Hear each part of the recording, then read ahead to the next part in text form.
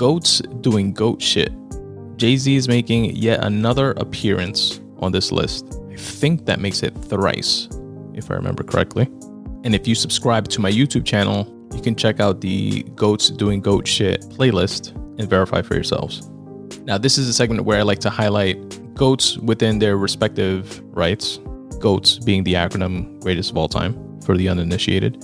Doing something exceptional, doing something out of the ordinary, even for them. So aside from the Ace of Spade spirit, which I broke down in a previous Goats Doing Goat Shit segment related to JayZ, JayZ also owns Dusse within his liquor portfolio, which he owns under SC Liquor LLC. SC, of course, for Sean Carter.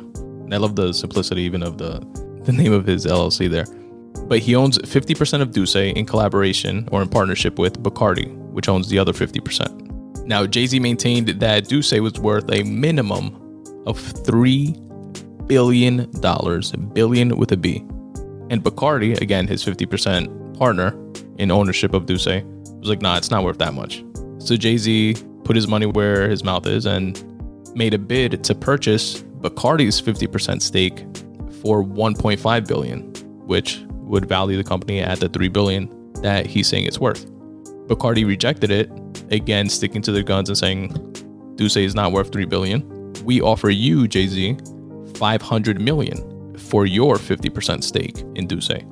And JayZ, knowing what this Dusse spirit and the branding behind it, obviously with the push of his celebrity, knowing what it's worth, and I'm sure having a team of accountants able to quantify sales within that realm of spirits, declines the $500 million offer from Bacardi and says, nah, I want you guys to show me the accounting, show me why you're valuing it at just $1 billion, because you're offering me $500 million for my 50%. So that means you guys are valuing the company at $1 billion, and I'm saying it's worth $3 billion.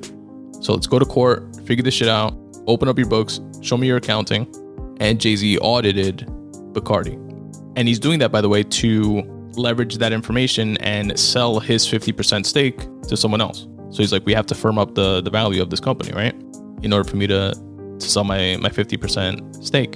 And this all resulted in, after a couple years of deliberation, Bacardi settling with JayZ, paying him $750 million for a 25.01% stake.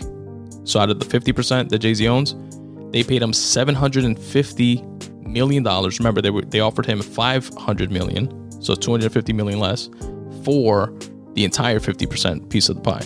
Now they had to settle after opening up their books by paying JayZ $750 million for the 25% stake, 25.01 to be precise, which values the company at the original $3 billion that JayZ maintained all along. And the cherry on top is that JayZ still retains the other 25%, or 24.99%, again to be precise, in ownership of Dusse, which will obviously give him a vested interest in the company, which is a win-win from a Bacardi perspective as well, continuing to push the brand and making it grow.